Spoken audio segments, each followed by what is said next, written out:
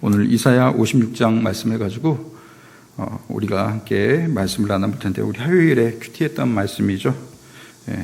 이사야 56장 1절부터 8절까지의 말씀을 가지고 삶의 우선순위라는 제목을 가지고 함께 말씀 나누기를 소망합니다. 어제 말씀의 제목을 정하면서 고민이 많았습니다. 두 가지 후보가 있었거든요. 삶의 우선순위, 그리고 또 다른 강력한 그 후보는 회복의 우선순위라는 두 가지 제목을 놓고 제가 어떤 것을 할까 이렇게 하다가 주로 이제 회복의 우선순위라는 단어에 제 마음이 이렇게 많이 쏠렸는데, 마지막 결정하는 순간에 뒤집혔어요. 요즘 올림픽 하듯이 막 순위가 바뀌고 막 그런 마음의 요동함이 있었어요.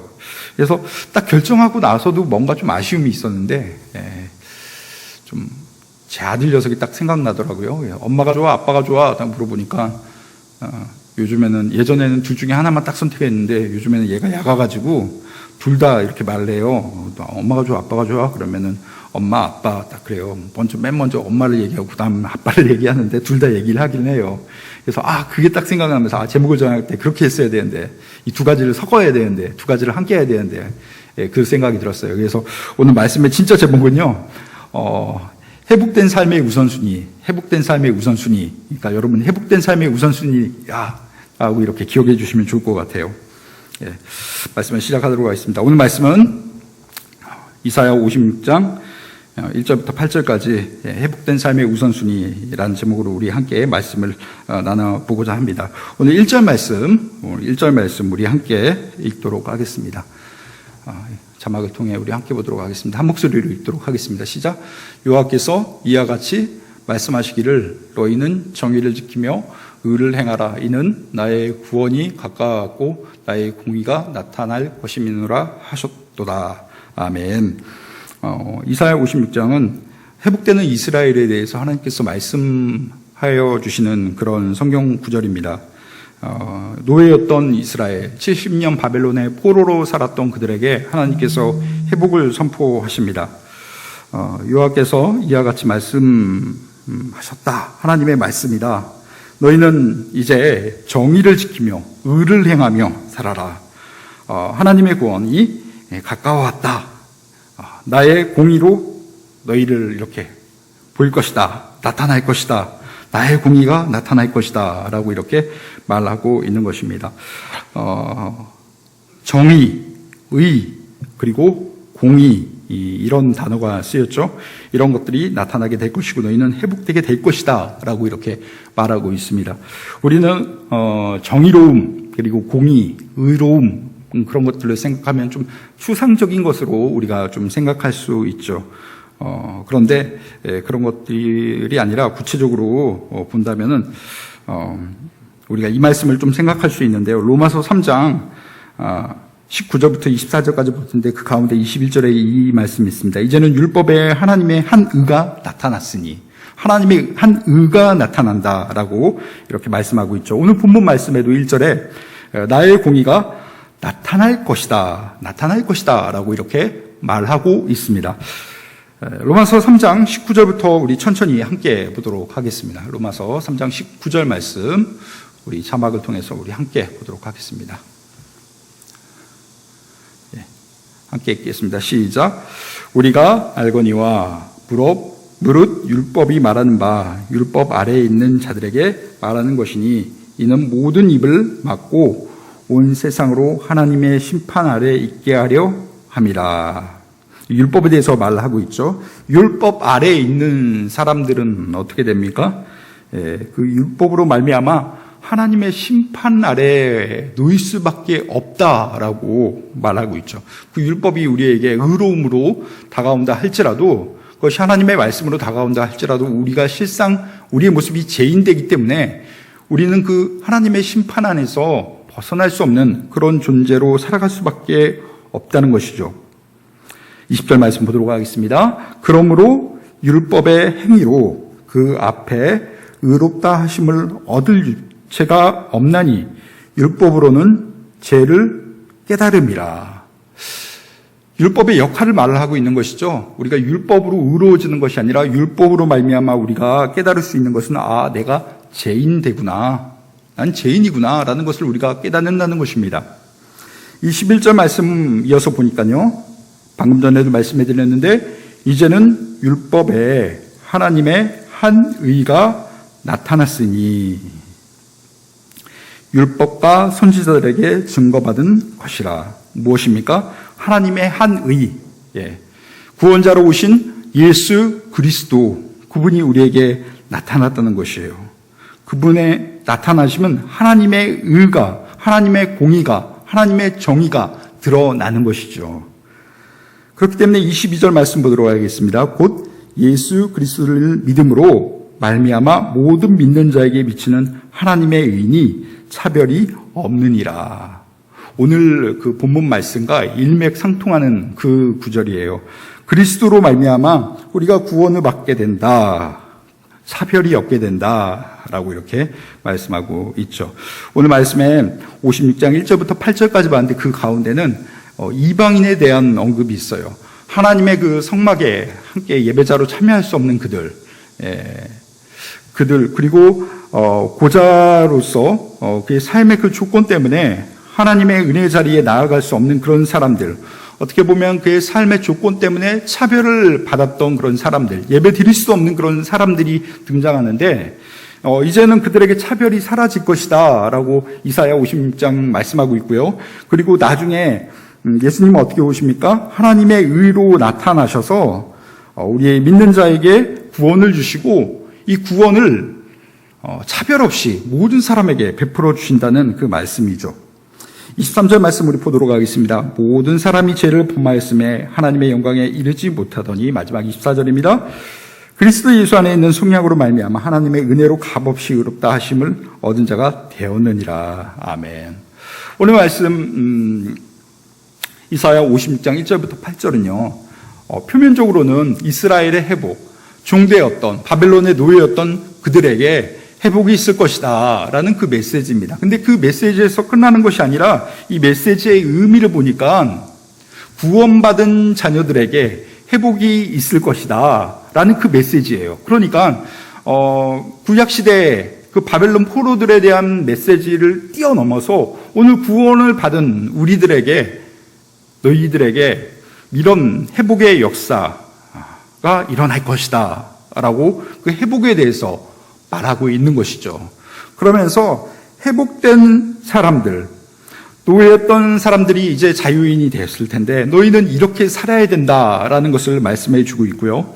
죄인된 우리가 하나님의 자녀로 우리가 회복되었는데 하나님의 자녀로서 이제 우리가 어떻게 살아가야 되는가, 그 삶에 대해서 우리가 오늘 말씀 통해 알 수 있다는 것입니다.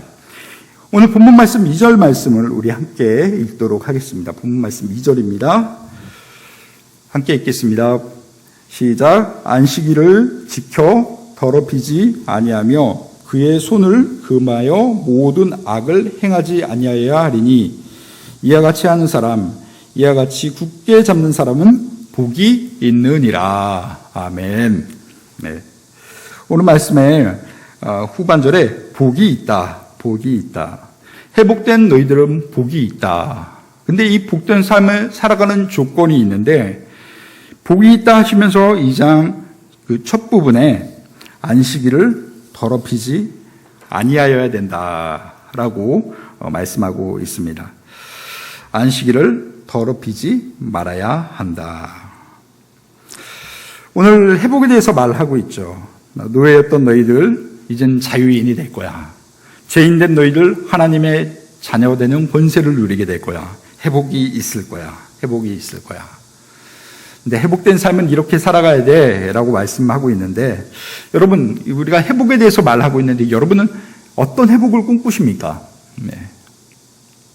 오늘 말씀을 끼고 어떤 삶으로 살아가느냐 접근하기 전에 우리가 꿈꾸는 삶을 먼저 점검해 보았으면 좋겠습니다. 코로나 때문에 너무너무 힘들죠. 이 코로나가 끝나면 어떤 삶이 펼쳐질까 기대하는 그런 모습이 있어요. 이 코로나가 끝나게 되면 여러분들은 어떤 걸로 하실 것입니까? 네. 일단은 마스크부터 벗고 싶어요. 지금 설교하는 것도 막 더운데 힘든데 일단 마스크 벗는 그거부터 우리가 하겠죠. 저는 좀 해외로 여행 가고 싶어요. 선교도 가고 싶고요. 특별히 저에게 있어서는 올해가 결혼 10주년이거든요. 근데 10년 전에 아내한테 한 약속이 있어요. 신혼여행지 가가지고 거기서 이렇게 둘만의 시간을 딱 보내다가 10년 뒤에 우리 애들하고 같이 오자. 근데 저는 흘리는 말인 줄 알았는데 그 다음에도 리마인드 시켜주고 계속 리마인드를 시켜주더라고요. 그래서 꼭 지켜야 되는 약속이구나. 그래서 마음에 이제 무거움으로 이제 다가오고 있는데 이젠 준비하고 가야 되겠다 했는데 코로나 때문에 못 가고 있어요. 그 약속 저도 좀 지키고 싶은 이제 약속인데 형편이 그렇지 못하니까 안타까움이 있습니다.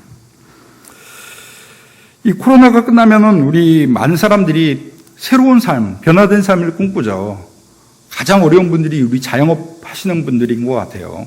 이 코로나만 끝나면 장사가 잘 될 거야, 내 삶이 좀 나아질 거야 라고 꿈꾸는 그런 분들이 있을 거고요.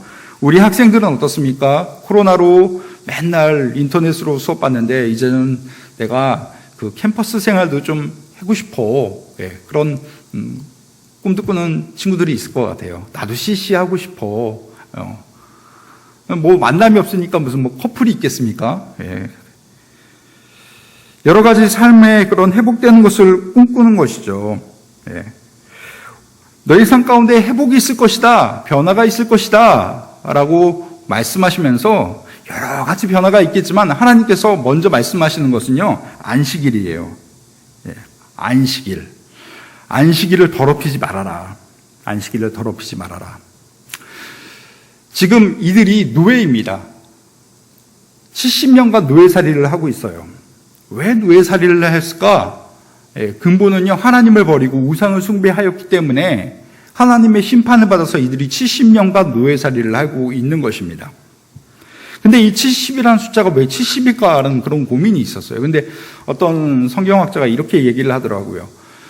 노예살이 70년은 이들이 그들의 역사 가운데 안식일이 없던 그 기간을 계산하면은 거기서 7분의 1을 딱 계산하면 70년이 됩니다. 어느 정도 맞아떨어집니다. 다윗 이후에 예배가 사라지고 안식일이 사라지고 그런 모습으로 이스라엘이 살아갔는데 안식일을 지키지 않자 하나님께서는 그들을 포로로 만드시고 강제적으로 그냥 그 땅을 쉬게 했다는 것이에요. 이스라엘 땅 가운데 7년마다 한 번씩 이렇게 안식을 줘야 되는데 그러지 않았다는 것이에요. 그들이 욕심대로 마음껏 그것을 하기 위해서 심지어는 내가 안식년을 지키고 땅을 쉬지 못하게 하니까 어떻게 해요? 다른 사람에게 이것을 농사를 짓게 하는 것이에요. 예수님을 만난 부자 청년 있잖아요. 예수님께서 어떤 말씀을 하시죠? 야, 너 네 재산 다 팔아. 너 율법 다 지켰다고 했잖아. 그런데 너한테 하나 부족한 게 있어. 너의 재산을 다 팔아서 가난한 사람에게 나눠주고 나를 따라와. 난 그 말씀 듣고 이 사람이 슬퍼하였다고 했잖아요. 근데 이 사람은 율법을 잘 지켰다고 했어요. 그 삶 가운데 아마 이런 것을 추정할 수 있어요. 물론 그 사람이 안식을 잘 지켰을 거예요. 안식년을 잘 지켰을 것이에요. 근데 자기는 일하지 않고 자기 욕심을 채우기 위해서 다른 사람을 이용했다는 것이죠. 땅이 없는 사람, 돈이 없는 사람, 그런 사람에게 소작을 주어서 자기 땅을 열심히 굴렸을 것이에요. 그러니까 땅은 쉬지 못하는 것이죠. 하나님이 그 축복의 땅이라고 준 그 땅이 쉬지 못하는 그 땅이 되었다는 것이에요. 그러니까 하나님께서 어떤 방법을 쓰십니까? 이 땅을 쉬게 하기 위해서 사람들을 모두 강제 이주시켜요. 어디로요? 바벨론으로. 그리고 그동안 쉬지 못한 그 기간 동안 그 땅의 안식을 하나님께서 허락하십니다. 정말로 놀랍고 디테일한 하나님의 방법이죠. 이제 그때가 다 됐다는 것이에요. 이제 회복된다는 것이에요. 너희들이 안식일을 안 지켜서 하나님도 몰랐고 너희 자신밖에 몰랐기 때문에 너희들이 우상을 섬겼던 너희들 이제는 그렇게 살지 마. 그러면서 딱 꽂으면서 디테일하게 명령하셨던 것은요, 안식일을 지키라는 것이었어요. 그 안식일을 지킨다는 것은 7일에 한 번은 쉬고 7년 중 1년은 그냥 안식을 취하는 것이 아니라 그 안식을 취함으로 너희의 욕심을 내려놓으라는 것이에요. 여기 장사하시는 분들은 없지만은 특히 음식 장사하시는 분들은 신앙생활하면서 크게 갈등이 한번 오는 것이 내가 주일날 가게 문을 열어야 되는가 말아야 되는가. 이거 가지고 고민을 많이 하신다고 해요.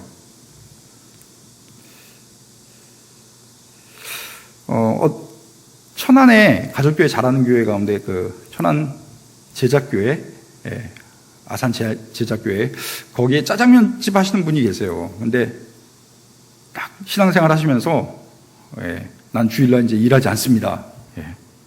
어떻게 됐을까요? 영업이익이 싹 감소하였을까요? 그렇지 않았대요. 오히려 사람들이 평일날 와서 열심히 먹어주더래요. 그래서 저거 보면서 믿음으로 살아가는 사람들에게는 은혜가 있구나라는 그런 생각을 했습니다. 그런데 실상 음식 장사 하시는 분들은 주말 매출을 포기할 수 없다. 평일 매출보다 더 나오는 그것을 어떻게 포기하는가? 포기할 수 없다는 것이에요. 내가 포기하게 된다면 내 삶이 어려움을 당하게 될 텐데 그 삶에 직면되는 그런 문제라는 것이에요. 그런데 음식 장사 하시는 분, 자영업 하시는 분만 그렇습니까? 아니라는 것이에요.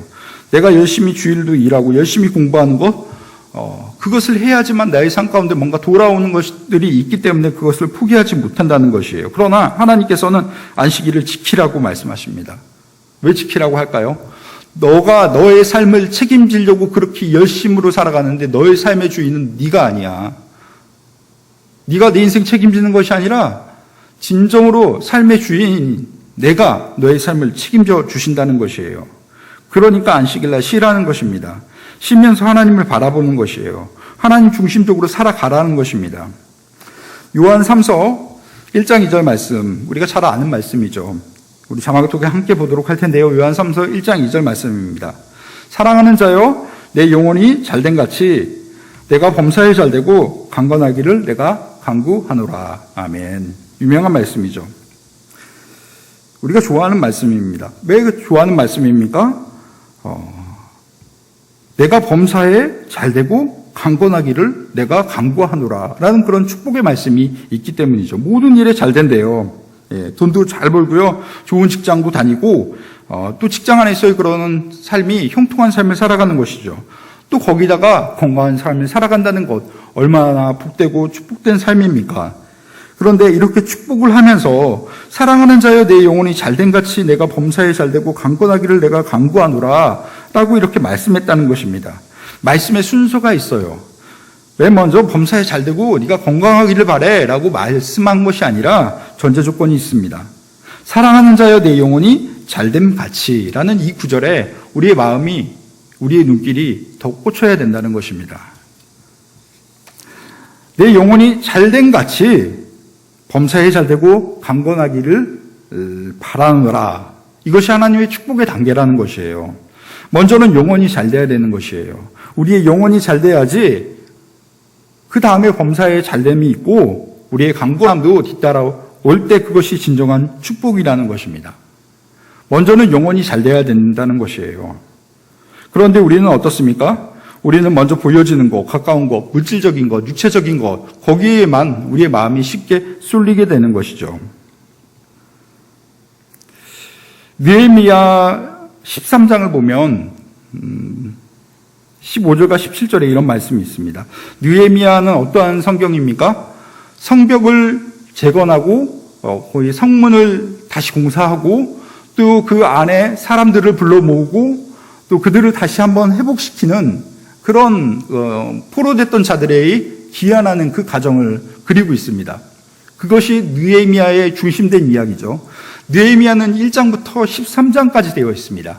13장은 마지막에 그들의 삶이 어떠한지 기록하고 있는데 모든 성벽을 재건하고 그들이 종교개혁을 일으키고 그 다음에 어떠한 모습으로 나아갔는가 13장 15절과 17절 말씀 우리 함께 보도록 할까요? 우리 자막을 통해 함께 보도록 하겠습니다. 느헤미야 13장 15절부터 17절입니다.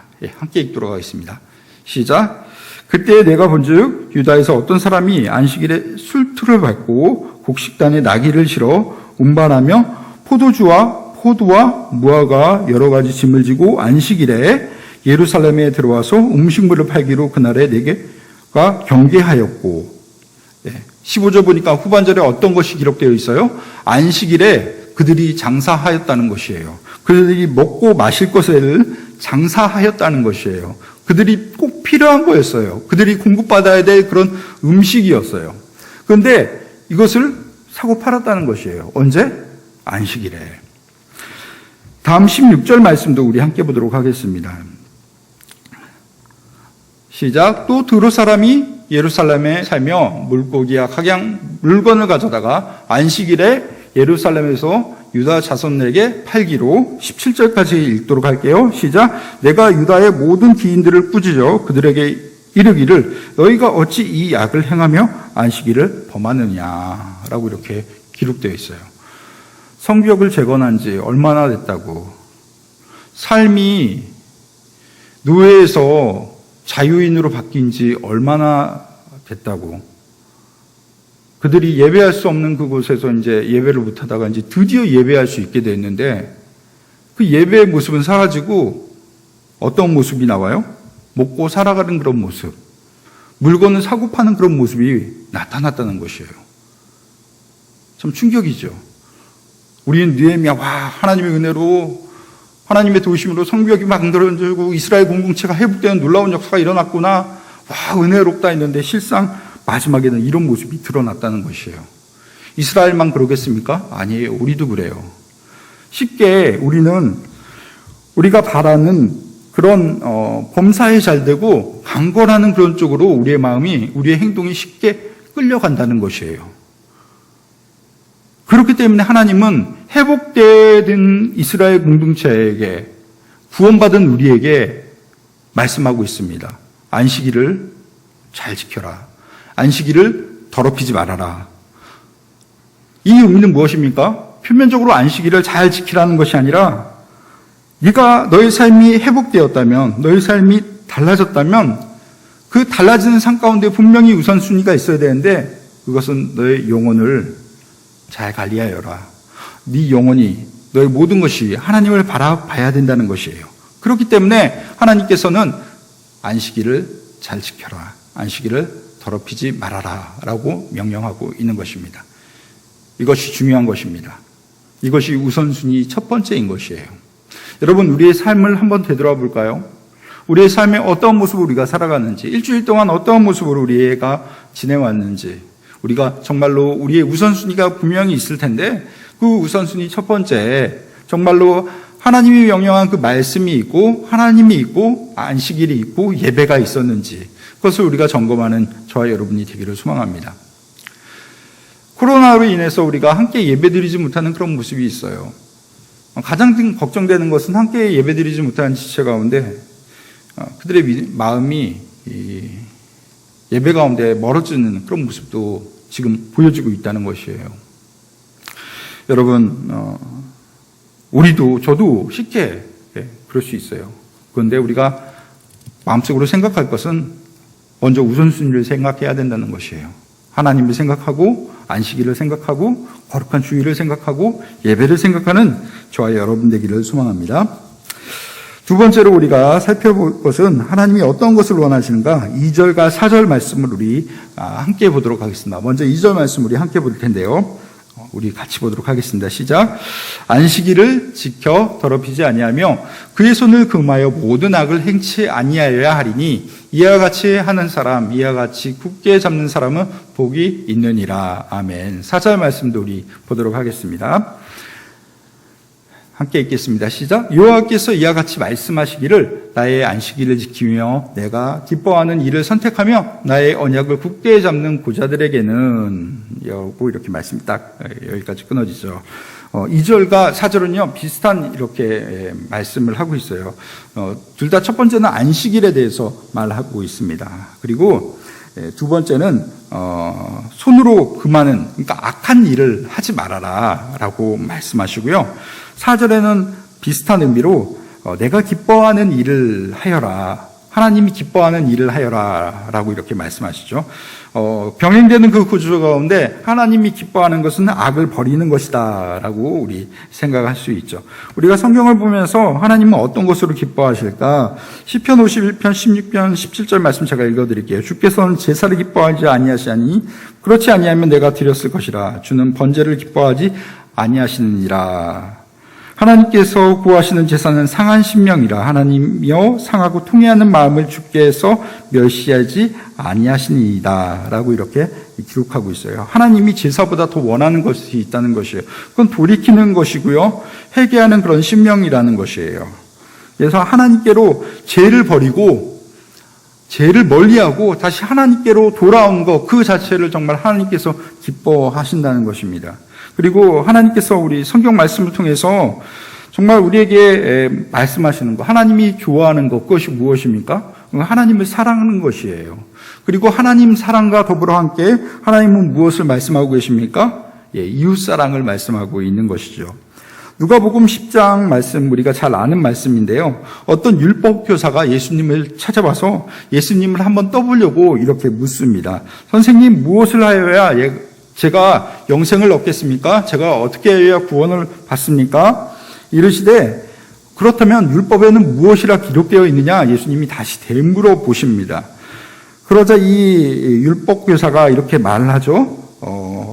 내 마음을 다하여 목숨을 다하여 힘을 다하여 뜻을 다하여 주 너희의 하나님을 사랑하고 또 내 이웃을 내 자신과 같이 사랑하라 하였느니라 라고 이렇게 말을 했습니다.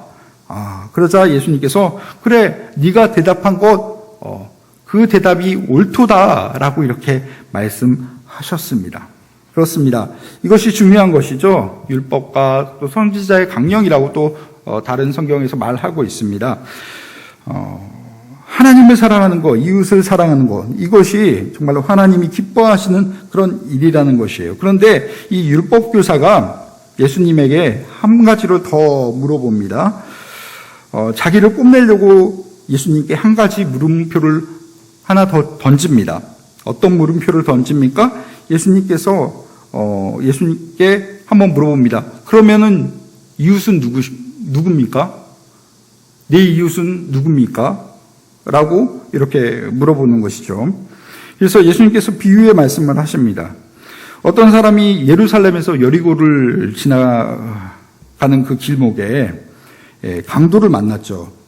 강도를 만나고 그 옷이 벗겨지고 또 구타를 당해서 거의 죽을 것 같은 그런 삶의 위기가 이 사람에게 찾아왔습니다.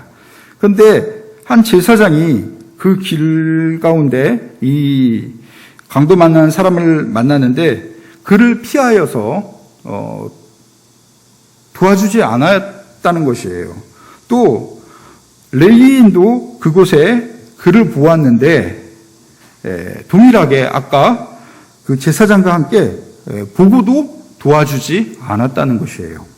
그런데 그 지역 사마리아를 여행하는 한 사람이, 사마리아 사람이 그를 보고 가까이 찾아가서 그 상처에 기름을 발라주고 포도주를 공급하여 주었다는 것이에요. 그리고 거기서 그치는 것이 아니라 이 사람을 자기가 타고 왔던 그 나귀에 자리를 양보하여서 그를 태워주고 이 사람을 어떻게 합니까? 가까운 주막으로 데려가서 그를 돌보아 주었다는 것이에요. 그리고 그의 돈을 내어주면서 이 사람을 잘 돌봐주라고 그러고 내가 돌아올 때 이 사람에 대한 것에 또 지불할 것이 있다면 나는 이 사람의 필요를 채워주겠다. 내가 대신 갚아주겠다라고 이렇게 말씀하고 있는 것입니다. 이 비유의 이야기를 하시면서 예수님은 다시 물어봅니다. 이 세 명의 사람들 중에 너는 이 강도 만난 사람의 이웃은 누구라고 생각하느냐라고 예수님이 되물어 보십니다. 그러자 이 율법학자가 자비를 베푼 사람이 이 사람의 이웃입니다. 한 민족이었던 제사장, 레위인 그들이 그들의 이웃이 아니라 전혀 상관이 없던 사마리아, 자비를 베풀어 준 그 사마리아인이 이 사람의 이웃입니다. 그러면서 예수님은 맞다라고 인정하시면서 너도 그와 같이 살아라. 이 율법학자는 아주 엄청난 질문을 합니다. 아주 핵심적인 질문을 해요. 그러면서 답도 알고 있었어요. 하나님 사랑, 이웃 사랑이에요. 내 이웃은 누군가? 가까이 있는 사람이 아니라는 것이에요. 네가 사랑으로 섬기는 그 사람이 이웃의 관계를 형성할 수 있다는 것이에요. 우리가 가까이 있지만 사랑의 섬김이 없으면은 우리는 가까운 이웃이 될 수 없다는 것입니다. 우리는 흔하게 생각을 합니다. 우리가 좀 더 가진 상태에서 우리 가진 것으로 남을 채워주기를 원해요. 내가 능력이 있어서 나의 능력으로 그 사람을 좀 도와주기를 원합니다. 그렇기 때문에 하나님, 저 이렇게 열심히 또 노력하고 내가 이것을 이루어서 하나님의 영광을 위해서 내가 쓰임받기를 원합니다. 그렇게 우리 흔히 기도를 해요. 일반적인 생각이에요. 하나님, 저 부자 되기를 원해요.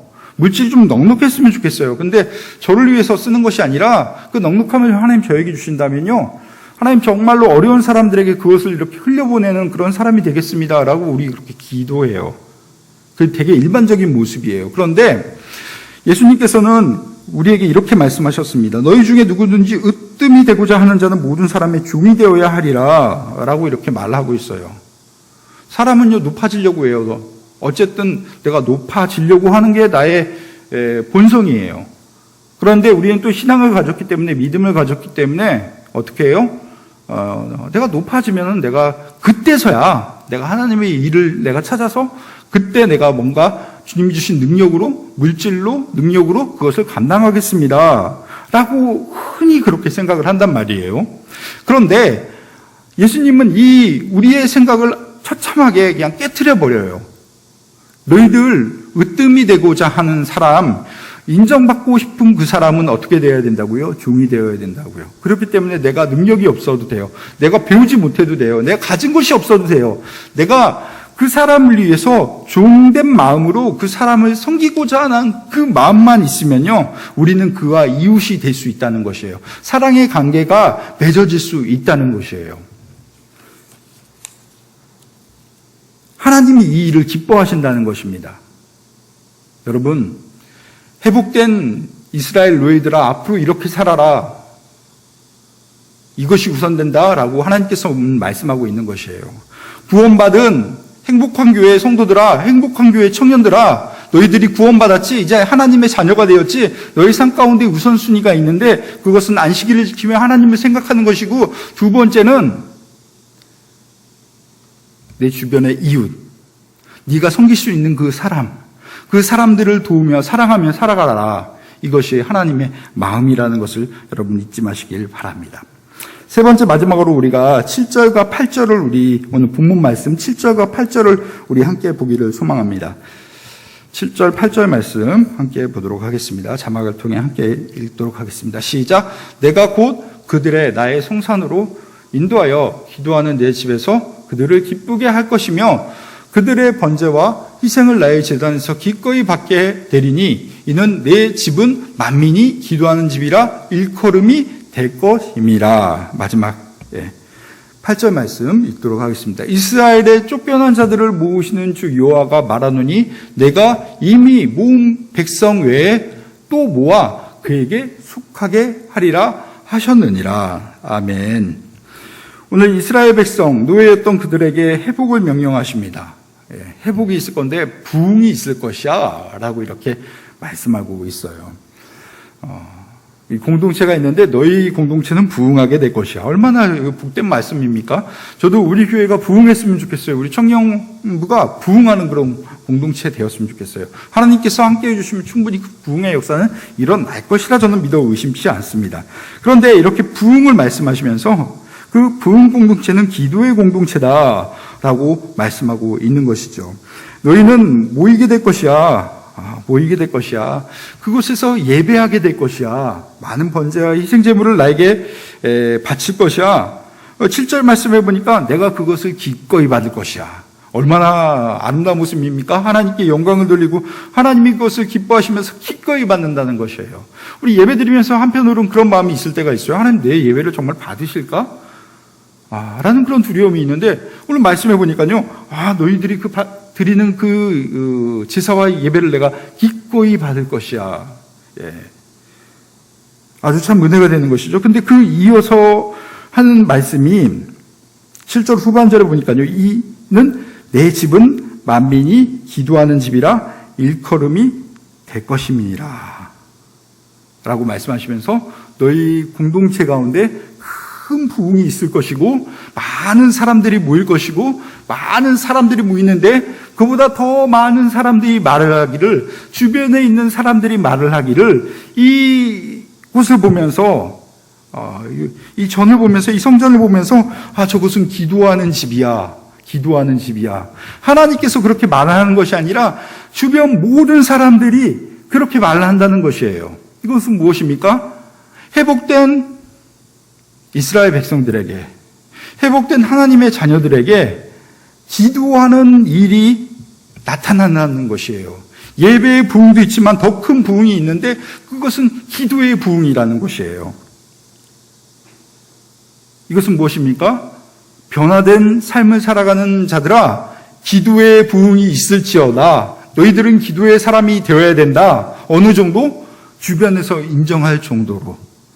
믿지 않는 사람들이 행복한 교회를 보면서 저것은 교회구나 라고 쓱 지나가는 것이 아니라 저 교회는 항상 기도하는 사람들이 들락날락하는 곳이야. 저 교회에 가보면은 항상 사람들이 있고 그 사람들은 항상 기도하더라. 그럼 그 인정됨이, 그런 모습이 교회 가운데 있어야 된다는 것입니다. 여러분, 그만큼 기도가 중요하다는 것이에요. 예수님은 사역을 시작하시면서 40일간 기도하셨어요. 공생애를 준비하면서 기도하셨어요. 그리고 오병이의 기적을 일으키시기 전에도 기도하셨어요. 십자가의 그 사명을 감당하시기 전에도 기도하셨어요. 예수님의 사역은 기도로 시작하여서 모든 것을 기도로 마침표를 찍으시는, 이루어내시는 그런 모습을 우리가 성경을 통해 보게 됩니다. 예수님의 제자도 어떻습니까? 기도의 사람들로 바뀌게 되었습니다. 그들이 맨 처음에 그런 모습이 없었지만 사도가 되었을 때 그들에게 기도의 모습이 나타나죠. 사도행전 3장 1절 말씀 보니까 그들이 구시에 기도하러 올라갔다. 베드로와 요한이 성전에 올라갔는데 그 구시는 기도의 시간이었다라고 성경은 기록하고 있습니다. 그리고 사도행전 6장 4절 말씀해 보니까 사도들이 이런 고백을 해요. 내가 오로지 기도하는 일과 말씀 사역에 힘쓸 것이다. 그러니까 딴 거 시키지 마. 기도와 말씀에만 내가 집중할게. 그러니까 구제하는 일도 내가 하면 좋지. 근데 그보다 내가 더 중요하게 생각하고 하나님이 원하시는 일이 있는데 그것 바로 기도야. 기도로 준비된 말씀을 내가 선포하고 싶어, 너희들에게. 기도의 사람이었다는 것이에요. 사도들만 그랬던 것이 아니라 사도행전 2장 42절에 보면 그들이 사도의 가르침을 받아, 성도들이 사도의 가르침을 받아 서로 교제하고 떡을 떼며 오로지 기도하기를 힘쓰더라. 오로지 기도하기를 힘쓰더라. 그 삶 가운데 기도가 나타났다는 것이에요. 여러분, 기도의 사람 되실 주님의 이름으로 축원합니다. 지금은 내가 기도의 사람 아니다 해도 괜찮아요. 예수님도 그들 제자들과 함께 했을 때 이들이 사도가 되기 전에 어떤 모습이 일어났어요? 귀신을 내어 쫓으려고 하는데 변화가, 기적이 일어나지 않아요.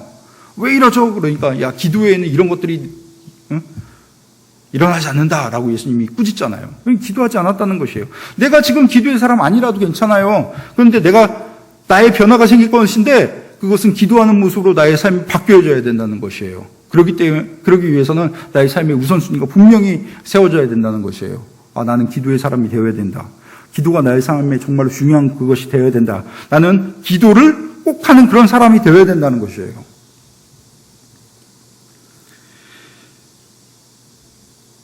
주님은 우리에게 말씀하십니다. 회복된 공동체에 그냥 회복된 것이 아니라 내 집을 만민이 기도하는 집으로 일컬음을 받을 것이다.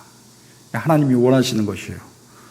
이 행복한 교회가 기도하는 집이 되었으면 좋겠다. 믿지 않는 사람들도 기도하는 곳.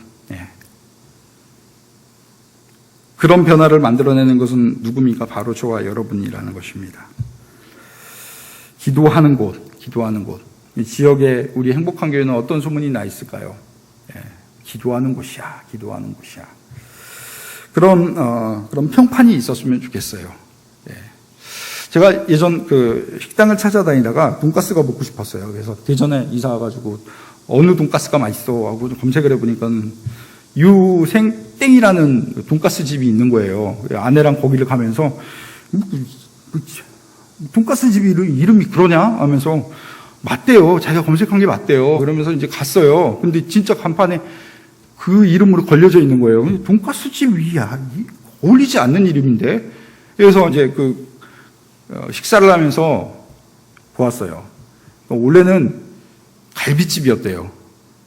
갈비집에 돈가스 집을 오픈하다 보니까는 돈이 없어서 간판을 못 바꿨대요.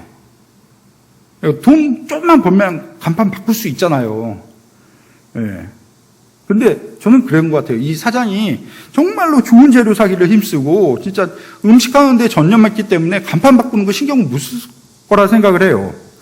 겉에는 갈비 전문점 유땡땡땡 뭐 그런 간판이 있었겠죠. 그런데 돈가스가 너무 맛있다 보니까는 사람들의 입소문에 오르는 것이에요. 와, 저기 돈가스 잘하는 집.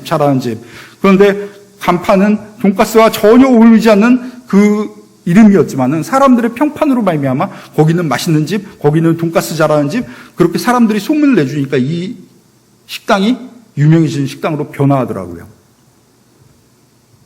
저는 이런 모습이 우리 교회 안에도 일어나기를 소망합니다. 행복한 교회 이름만 뭐 그냥 행복해 뭐 그런 것이 아니라 저기에는 기도하는 사람들이 몰려드는 곳, 저기는 기도의 응답이 일어나는 곳, 저기는 만민이 기도하는 집, 행복한 교회, 그런 놀라운 변화가 우리 교회 안에 일어나기를 소망합니다.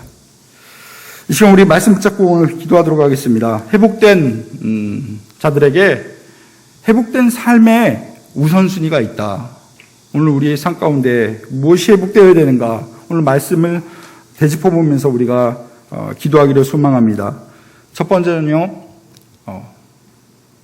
안식일에 잘 지키는, 주의를 잘 지키는, 예배를 사모하는, 그래서 하나님 중심적으로 살아가는 우리의 삶의 모습이 되게 해달라고 이 시간 우리 간절히 기도하겠고요. 두 번째는 하나님이 기뻐하는 일을 우리 행하는 저와 여러분 되기를 소망합니다. 하나님을 사랑하고 이웃을 사랑합시다. 누가 이웃입니까? 내가 사랑으로 섬길 수 있는 사람. 능력으로 섬기는 것이 아닙니다. 종된 마음으로 섬기는 것입니다. 그럴 때 하나님이 기뻐하신다는 것을 여러분 잊지 마십시오. 하나님이 우선순위로 정해줬던 그 세 번째는 무엇입니까? 기도였습니다. 지금은 내가 기도의 사람이 아니다 할지라도 내가 제자들의 그 모습처럼 내 낮은 모습은, 지금의 나의 변화되는 그 모습은 기도의 모습이다.